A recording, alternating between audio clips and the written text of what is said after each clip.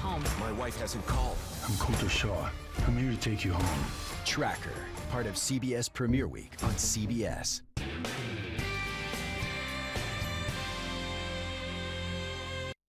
A merry-go-round of rain this week. I'll time out when the drops fall from the clouds and show you what's ahead for this weekend. Live from downtown Marquette, it's your 19 News.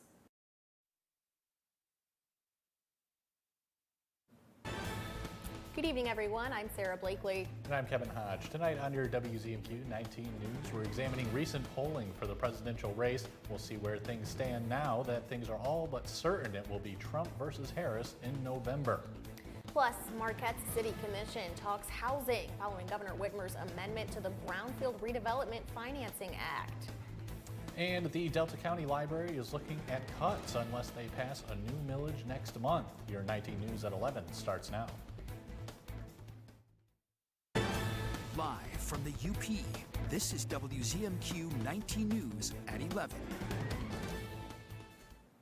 Things are cooling off tonight after a very warm few days. Yeah, absolutely. Hot is more the word I would be using, Sarah. But Aaron, what are we looking at for the rest of tonight? Not hot. Let's go with warm temperatures this evening. Our lows are going to be in the 60s. We still have some 70s out there. These clouds that we're seeing at the moment, we're going to see those kind of clear out. We're expecting partly cloudy to mostly clear skies. And we are in the view line for the Aurora Borealis. So there is a chance of you seeing that. Mostly, though, over on the west side. Past couple of hours, we've had some showers. Most of that activity, though, has been cleared out. I'll go over all the details of what's ahead for this week and weekend in your full forecast after the break.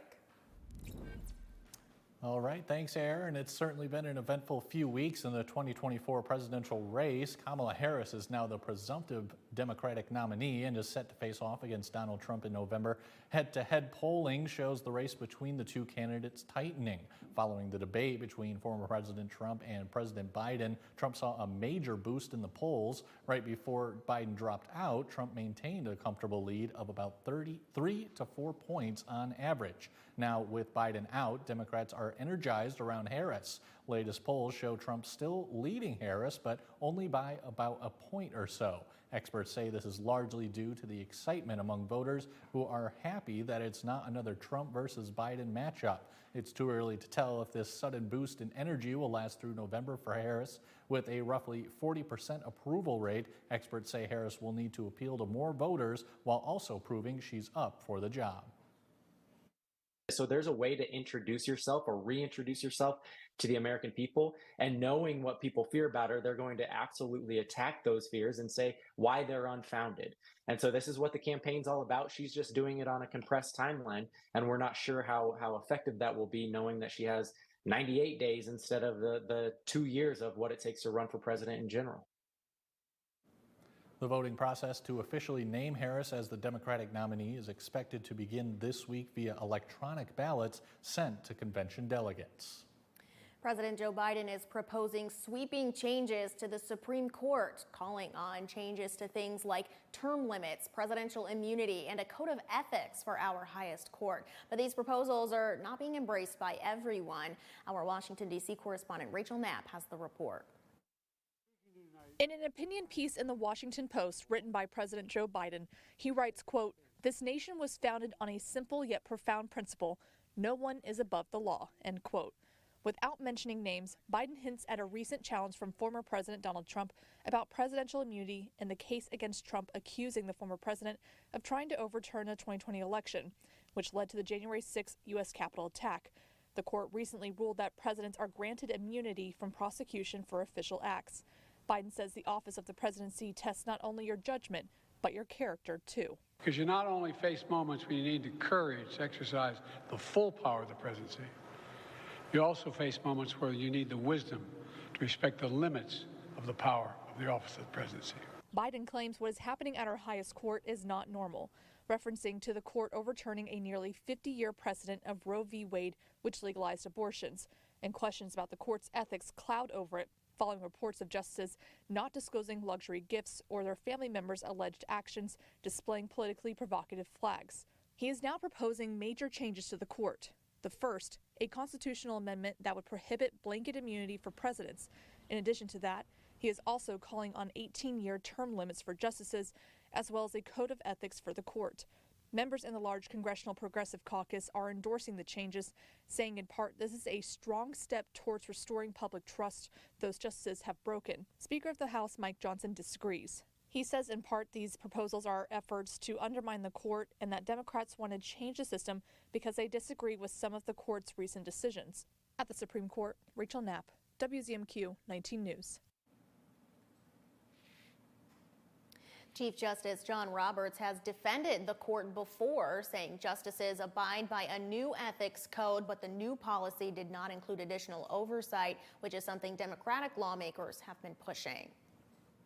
Last summer, Governor Whitmer signed into law an amendment to the Brownfield Redevelopment Financing Act. It adds new economic incentives for housing-focused real estate development. Marquette City Commission took a look at this new law during tonight's work session. Our John Truitt reports. This new law allows developers to apply for brownfield redevelopment financing for projects that add housing. The city now can approve brownfield funds to any potential housing development of 2 or more units, regardless of the condition of the property. Tonight's City Commission work session heard a proposal from developers who want to turn a portion of Chippewa Square into 14 one- and 2-bedroom apartments. The development would turn the current office spaces into apartments, and if the developers receive this funding, the city will be able to place a cap on the rent being charged. Marquette City Commissioner Jeremy Ottaway says that this project could generate considerable tax revenue, thus helping the overall financial health of the city. But we're also investing in our future as a community. 20 years from now, it's going to be worth a lot more. We're going to get more tax money, right? And also, potentially more people are going to have a place to live. But the state knows that there's a housing problem and wants to give every avenue to help local communities kind of solve that. Tonight's session was a chance for commissioners and the public to learn more about the changes to brownfield funding, ask questions of the parties involved, and give comment on the subject. Marquette's housing situation is among the top concerns of the commission. We have to find income-based housing that makes sense for the people that live here. Tonight's work session was the first step in what will be an exhaustive look at what is best for the city and its residents. More public hearings are expected on this subject, with no timeline yet in place for when a decision will be made. In Marquette, John Truitt, WZMQ 19 News. If brownfield funding is approved, rents in the new apartment building will be capped around $1,200 a month for a 1-bedroom unit. Dickinson County residents will vote next week on library millage proposals that fund 85% of its operating budget. The millage proposal seeks to restore the library's rate to 0.9 mils after a rollback from the previous Headley legislation. The library's director says if voters pass the millage, it would help secure money for staff salaries, materials, and utilities for all 3 of its branches. She says the ballot language is worded to include a renewal of what was collected last year, plus a small increase. Millage doesn't pass, we will definitely have to make cuts, and then we will go into basically like a survival mode for the library. And of course, we would put it back on a ballot next year in hopes of passing so that we could restore all of the same services. The library encourages anyone with questions about the millage to visit any of its branches. Portions of Marquette County Road 553 will be under construction for the next month to seal the roadway and make various repairs. Right now, crews are repairing guardrails and patching rough spots. A 13-mile stretch of the roadway from the crossroads at County Road 480 to M35 in Gwynn will be affected. Lanes will be reduced to 1 lane at times during the project. The project is meant to extend the life of the roadway. Sealing process will then give us some extra years of service life on that pavement as it stands right now. So this is not a major mill and resurface operation. The project is expected to be completed by early September. Still ahead tonight on your 19 News, California's biggest wildfire continues to grow as the man believed to be responsible appears in court. And a listeria outbreak is causing a deli meat company to recall some of their products. Dozens of people in 13 states have already been infected. We're back right after this. Amy Doyle reports at 6 and 11 on WZMQ 19 News.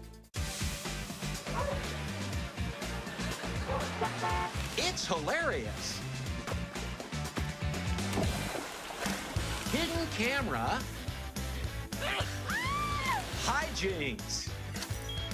The world's longest running prank show is back.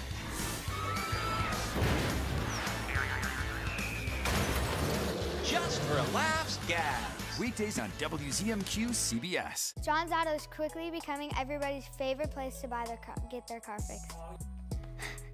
John's Auto is quickly becoming everybody's favorite place to fix their car. Was that right?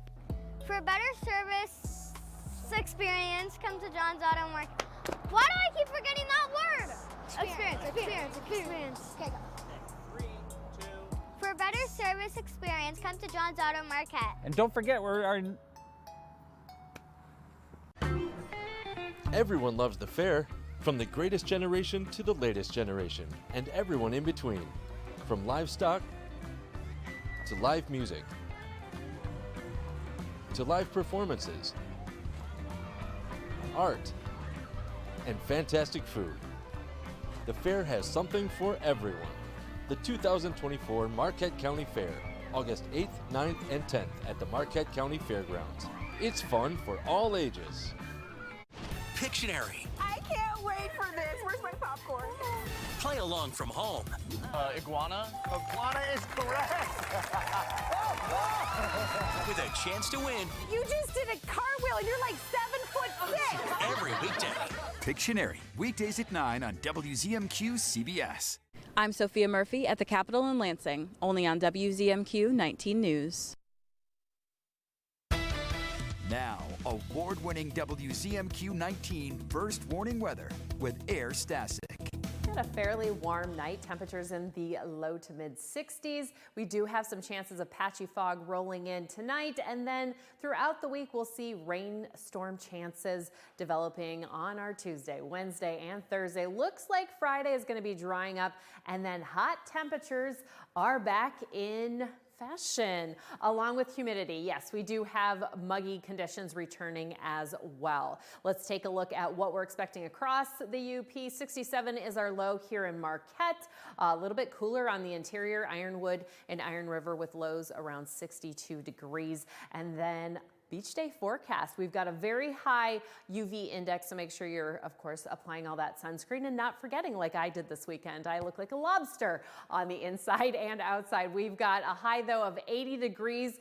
Overall, it should be a good day to hit the beach until around 4 p.m. when those chances of thunderstorms roll in here in Marquette. And then Escanaba, same kind of deal, but we've got patchy fog in the morning there till about 9, 10 o'clock. And then that mugginess is going to be hitting you around noon. Temperatures rising up to around 79 by, let's say, 3 p.m. And then those rainstorm chances down south there in Esky are headed your way around 4 or 5 o'clock. So clear the beach by that point. Rain. Radar conditions right now. Most of this has dissipated and is clearing out as we speak. Take a look here at Futurecast. So showing a few showers maybe headed over Drummond Island there, but overall we're clearing out until tomorrow afternoon. Now overall on our Tuesday, we're expecting mostly sunny skies before this round of thunderstorms heads our way. It looks like it's going to be concentrating mostly for the southern portion, although yes, there is some headed up to the northwest corner there of Marquette County, but here in Marquette, we seem to be possibly staying dry of that. Gwynn, that's another story. You could have some definitely lightning and thunder situations going on, and then over to Elder County before, again, this thunderstorm situation kind of clears out. Wednesday, we're looking at some sunshine to start on the west half before the east sees it later on in the morning, and then mostly clear conditions. If you haven't checked the Northern Lights forecast, it looks really good tonight and tomorrow night as long as those clouds clear out. Now Thursday, another chance for showers and thunderstorms. I don't know about you, but I love a good summer thunderstorm, especially on Sunset Lake down there in Iron River. By 11 p.m. on our Thursday, though, it's looking pretty dicey for Menominee and maybe even a little bit of Delta County there. Our 7-day outlook for Marquette, we've got fog possible on Wednesday, too. Hopefully those winds stay calm again for the Wednesday farmers market night, and then we'll be warming up again this weekend. Thanks, Air. Raging wildfires continue to blaze a path of destruction across the West. The Park Fire in Northern California is the largest in the U.S. so far this year, and the man suspected of starting it appeared in court today. As Jonathan Vigliotti reports, that fire is still growing. Tonight, as fast-moving flames ravage parts of Northern California, firefighters are urged to stay aggressive. More than 4,800 of them are now battling the state's 6th largest wildfire ever recorded. Crews are scrambling to put out hot spots. But an abundance of grass, timber, and dry brush is fueling the fire at a feverish pace. It's been primed to go over the last number of years. Obviously, with the temperatures and the winds, everything's just kind of aligned perfectly for this fire to be burning 4,000 to 5,000 acres an hour. The man accused of starting the blaze, 42-year-old Ronnie Stout, appeared in court today for his arraignment. Prosecutors say he pushed a burning car into an embankment. One witness told us what she saw. Some flames kind of lick at the passenger side. And then in that moment, we're like, oh my God, and it like spread fast. In Kern County, about 130 miles north of Los Angeles, another wildfire exploded, destroying most of a historic mining town over the weekend. Meanwhile, in Canada, we're getting an up-close look at the devastation caused by a wildfire that struck the popular tourist destination of Jasper and its national park. 358 buildings were burned, a third of the entire town. And smoke from the wildfires, both in Canada and here in the western United States, has now drifted as far as the East Coast. Some Boar's Head brand deli meats are being recalled as federal health officials are investigating an outbreak of listeria. Listeria is the third leading cause of death from food poisoning in the United States, according to the CDC. Christiane Benavides has more on the signs and the symptoms of infection. The USDA has announced a recall of some Boar's Head liverwurst and other deli meats because the products may be contaminated with listeria. A tainted sample of the liverwurst was found at a Maryland store during their investigation into the outbreak, and the company is recalling other deli meats made the same day in June as the tainted sample. So far, nearly 36 people in 13 states have been sickened in the listeria outbreak, and 2 people have died. The symptoms of listeria are similar to food poisoning. Persons most at risk are older persons, people who are frail, the immune compromised, and persons who are pregnant, because this infection can sometimes precipitate a miscarriage or get into the baby. Symptoms usually start 1 to 4 weeks after eating contaminated food, but can start as early as the same day or as late as 10 weeks after, according to the CDC, and can include fever, muscle aches, and tiredness. It can take a long time before you become ill, and if it contaminates food and you put it in the refrigerator, this listeria bug can multiply even at refrigerator temperatures. Most listeria infections are treated with antibiotics. The CDC recommends in general anyone at higher risk for the illness avoid meats sliced at the deli, or those meats should be heated up to 165 degrees or steaming hot before eating. The bacteria can also hide in fruits and vegetables, so it's important to wash those thoroughly. Coming up after this break, Dickinson County honors its veterans and names its 2024 Veteran of the Year. That and more when we come back.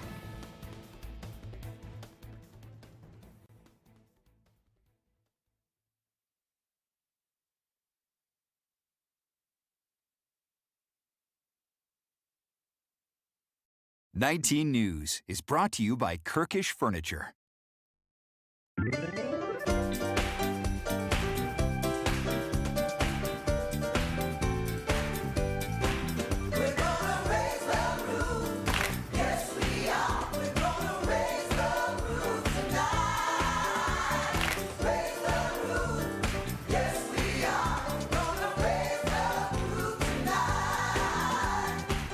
Everyone loves the Great Lakes. They make you feel like dancing. A great place to celebrate is at the Marquette Maritime Museum. But your help is still needed. The new museum roof is now in place, but fundraising to pay for it continues. So kick up your heels and help by donating today. Simply go to WZMQ19.com and hit the Raise the Roof link. A public service message from the New Attitude Stand Studios, the Marquette Maritime Museum, and WZMQ 19.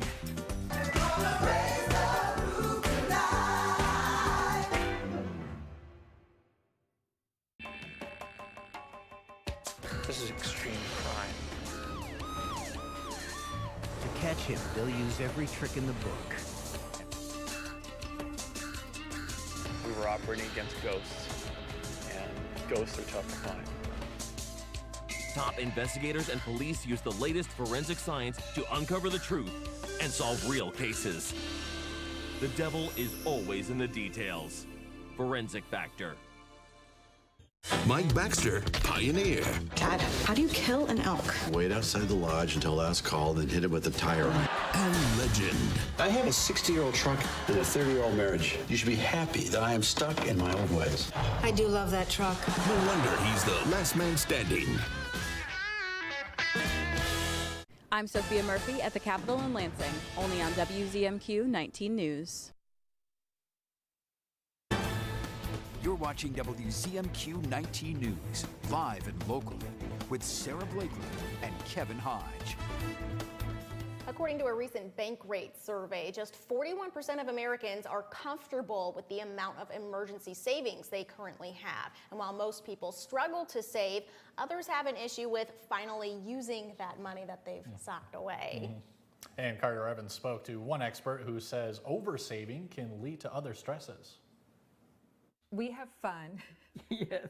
Donna Cerna loves to spend time with her family, but what the 86-year-old retiree has a problem spending is the money she's diligently saved. Nina is her daughter-in-law.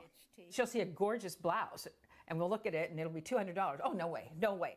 Depriving herself of things she can afford because of the price. So it's not going to break the bank? Absolutely not. But I can't bring myself to buy it. Isn't that a good thing, though, to be thrifty? Yeah, thrifty's good. Well, but if we define ourselves by what we are not going to do, then your skills to be able to spend money have totally deteriorated.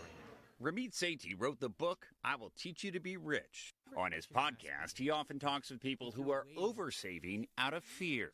We have this myth that if I just had $10,000 more or $50,000 more, then finally I would feel good about money. And I'm here to tell you that's not true. Cerna says her grandmother taught her to pinch pennies. Do you think you have enough saved now to take care of yourselves for the rest of your life? Oh, yes. Oh, yes. Are you still saving? Yes. I told my parents, we don't want a cent from you. You brought us into this world. You taught us everything. Now it's your turn. Sethi says anyone can learn to make saving and spending less stressful by sticking to a budget with a worry-free number. It could be $5, could be $50. So if I see something I like for $50, I'm going to get it and I'm going to feel great. Donna Cerna is hoping to plan a vacation for her entire family.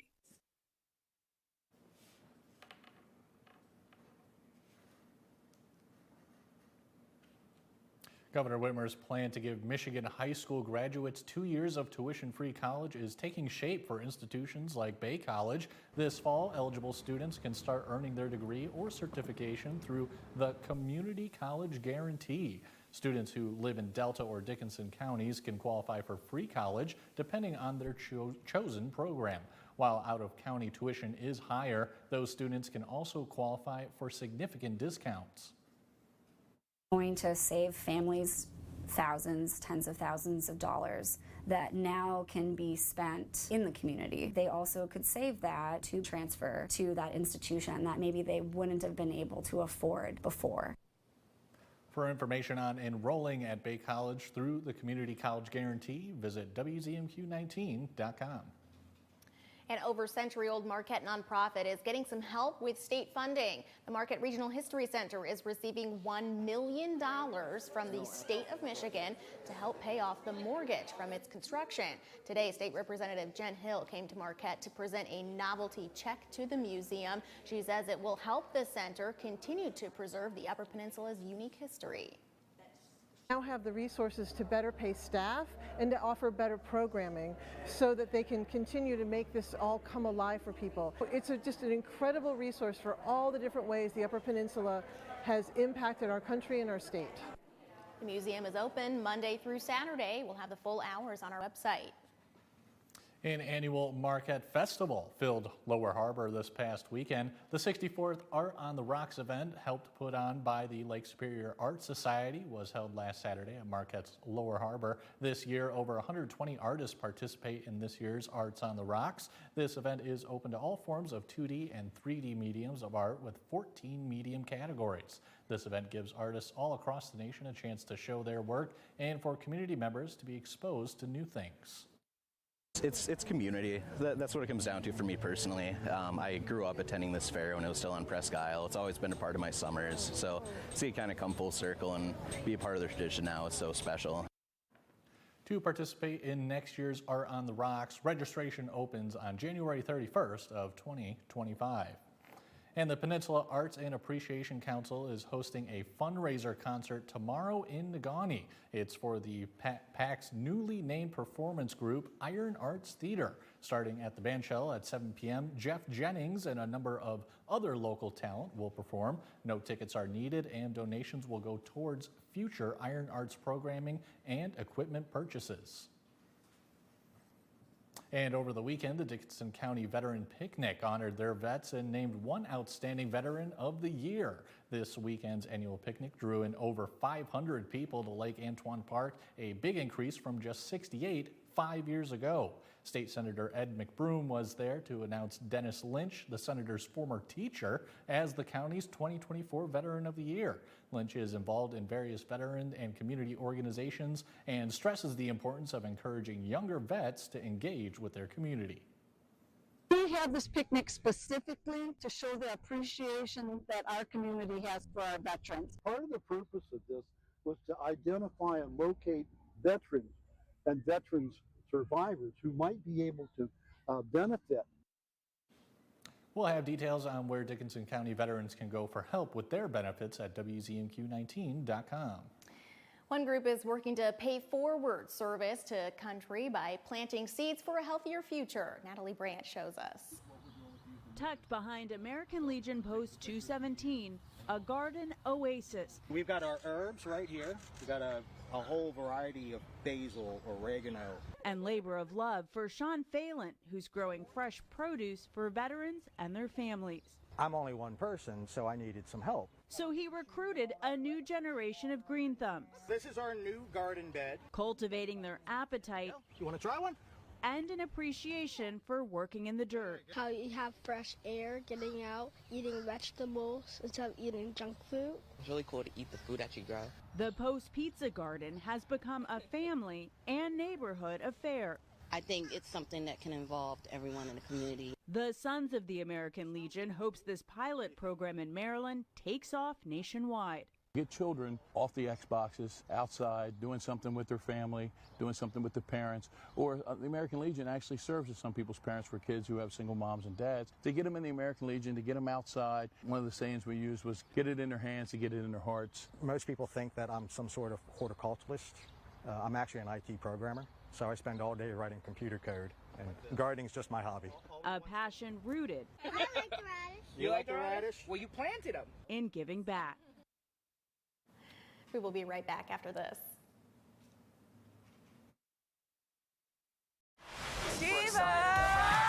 The Late Show with Stephen Colbert, nominated for 5 Emmys, including Outstanding Talk Series.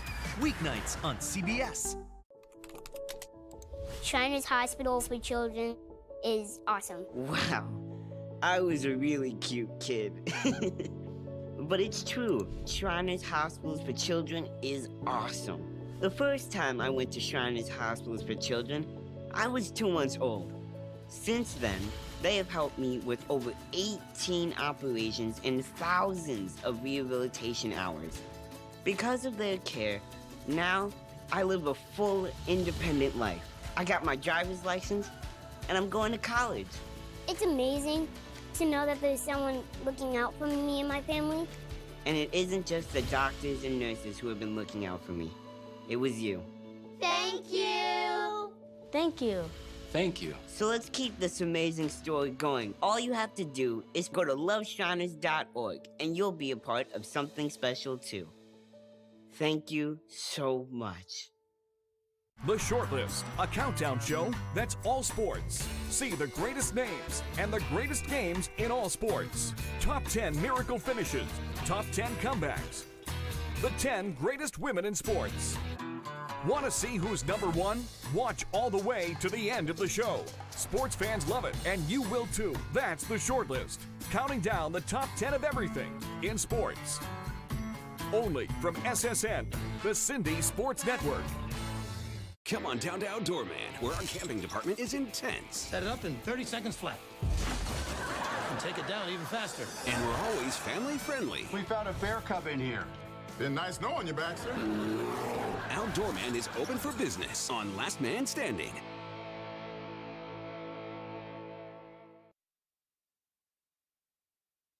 Current temperatures, we do have some 70s out there. Most of us, though, will be following suit with Marquette and dropping down into the 60s. But overall, a really nice night. Now, tomorrow, nice temperatures as well, 75 to close to 90 degrees. It could get a little warm down there in Iron Mountain and along that Wisconsin border. We do have some chances of showers and thunderstorms in the afternoon. Expect some patchy fog till around midday. Looking ahead to this weekend, it looks marvelous. Get outside, just be prepared for bugs and, of course, some muggy conditions returning. That's expected all week. And then we could be seeing 80s again this weekend. But overall, it should be a lovely time. And those of you that are biking in Iron Mountain, it is going to be a nice day to race for that Tour de Dickinson. For Escanaba, we've got 80s throughout the week. Finally tonight, we're coming off the 125th Annual Italian Festival in Ishpeming. St. Rocco St. Anthony Society hosted it this past weekend. It offered food, fresh desserts, multiple tents for shopping, fun activities, and live music with no admission fees. Organizers say this event is all about family, and even if you are not Italian, you're Italian during the festival.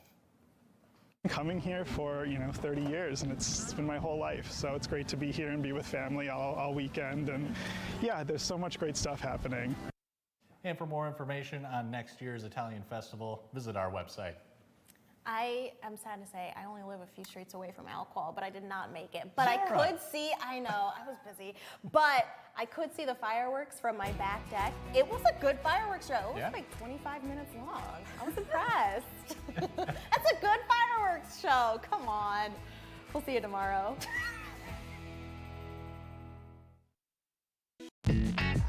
What makes weather so important? Playtime, lunchtime, dropping a line, walking with your best friend. No matter what you're up to in the UP, you depend on a clear forecast. That's why Air Static's weather was awarded Best in the UP by the Michigan